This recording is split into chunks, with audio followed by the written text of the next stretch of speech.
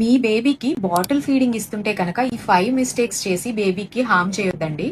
మొదటి మిస్టేక్ చూస్తే బేబీని ఫ్లాట్ గా ఉంచి బాటిల్ ఫీడ్ అనేది ఇవ్వడం. మీరు పడుకొని నీళ్లు తాగడం ఎంత కష్టమో బేబీకి ఫ్లాట్ గా పడుకొని పాలు తాగడం కూడా అంతే కష్టం. దానివల్ల మిల్క్ అనేది లంగ్స్ లోకి వెళ్ళి బేబీకి ఆస్పిరేషన్ వచ్చే అవకాశాలు కూడా ఉండొచ్చు. So rest of the body కంటే కూడా హెడ్ అనేది కొంచెం హయ్యర్ లెవెల్లో ఉంచి పాలు అనేవి ఇవ్వండి. సెకండ్ మిస్టేక్, పాలు ఎంత వేడిగా ఉన్నాయో చూడకుండా ఇచ్చేసేయడం. దీనివల్ల బేబీకి నోట్లో బర్న్స్ అయ్యే అవకాశాలు ఉండొచ్చు. సో ఒక్కసారి రిస్ట్ పైన పాలని వేసుకుని అవి గోరువెచ్చగా ఉంటే మాత్రమే బేబీకి పట్టించండి. థర్డ్ మిస్టేక్, ఏజ్ కి సరిపడా నిప్పుల్ యూజ్ చేయకపోవడం. నిప్పుల్ హోల్ మరీ పెద్దగా ఉంటే మిల్క్ అనేది చాలా ఫాస్ట్ గా ఫ్లో అయిపోయి బేబీకి ఆస్పిరేషన్ అండ్ చోకింగ్ వచ్చే అవకాశాలు ఉండొచ్చు.